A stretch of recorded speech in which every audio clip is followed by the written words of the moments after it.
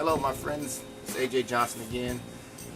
Just wanted to take time to share with you all some of my favorite do-it-yourself projects or cheap shots, whichever you want to call it.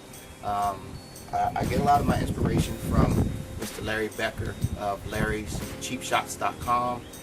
Also Strobist, some other photography do-it-yourself sites, and sometimes just watching different people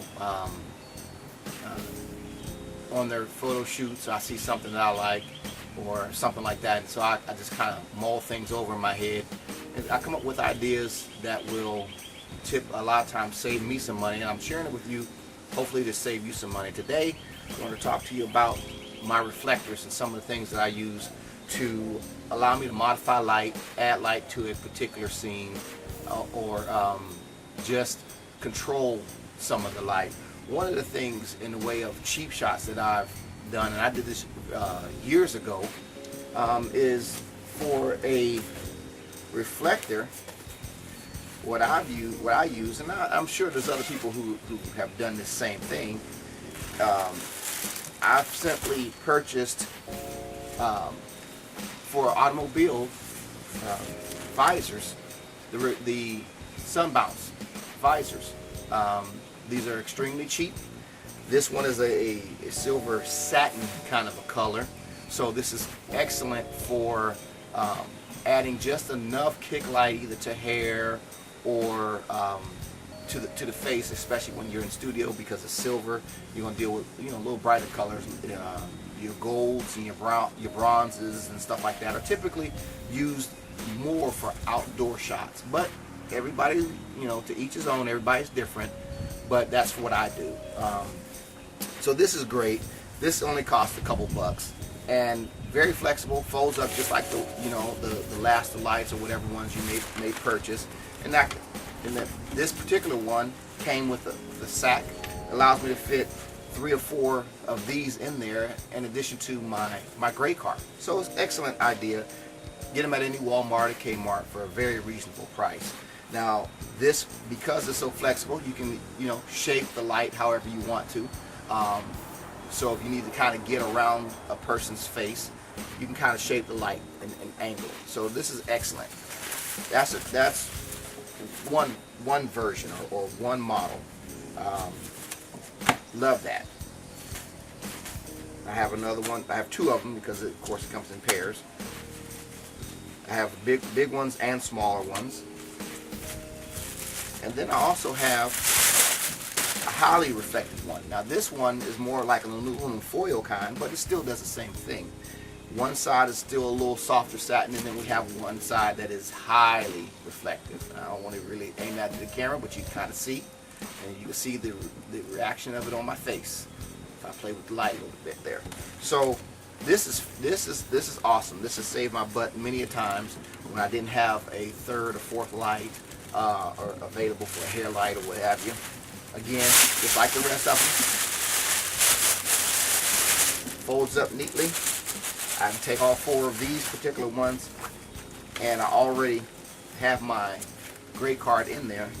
I can take all of these and slide them inside the sack. So if you have that particular model of automobile sun bounce available, make sure you get the count of the sack. That's a bonus for you, so that you have some place to put all your stuff together. And so whenever I go out on location, or even when I'm in the studio, package it up, good to go. And I even have a circular grid, 21-degree grid for my Alien Bees strobes in there as well.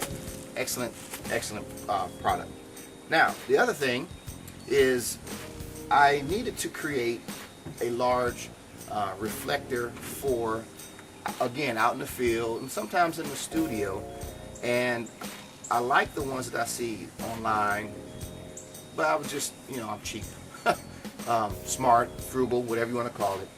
And so what I've done was, and I love playing with PVC. I used the 3/4 inch PVC because it's not flimsy, but it's not extremely heavy. It's thick enough that I could play with it, put glue on it, and things of that nature, and it's going to be really durable. This, what I've done was, you remember in one of the last episodes I told you about the emergency blanket. So what I've done was I measured this emergency blanket out. It's about 72 inches long, maybe a little more, and the width, I forget how wide it was. I knew at the time when it was necessary. But I made my own portable reflector. It's 36 inches between the elbows, and it's a square. And so when I assemble this, and I'll put some pictures up that I've taken of it in just a moment so that you can kind of see, because I'm not going to put the material on it right now. What I've done was I've taken 4 like pieces, okay, and I marked them, and I glued the elbows on to the ends only on 2 pieces, so I don't have to worry about those, you know, rolling around in the bag and locating them when I'm on the scene. If you're out there and you're getting ready to do a photography shoot, you don't want to have all kind of pieces. You still want to look professional about what you're doing. So this assembles just like that, okay? So that's the basic frame. Then what I decided to do, so that's 4 elbows and 4 36-inch straight pieces to make up the frame. I got a T-bar like this. Now this is the bottom of the brace, so you can choose to do whatever. You don't have to have this piece. This is what I chose to use, because then when I'm inside, excuse me, my stuff is blowing around, got some wind coming up, so we'll just lay that on top of there and protect that. You don't have to use this. This is what I chose, so when I'm in the studio, I can put a piece of material in here, because I have wood floors, and so when it's sitting up, it doesn't slide, okay? So this piece, the length of this is just slightly longer than the height of the frame. The reason is, if it was shorter, then I would never be able to get this frame to sit up almost vertical. Okay, it would always have to lean back a certain degree. So it's just a little bit longer. So we're talking 37 inches or so. After you attach, you know, the fittings, it may come out to just a little longer than that. So you have to kind of play with that for what you want. You might not want a 36-inch square frame. You might want one that's double that size or half of that size, whatever works for you.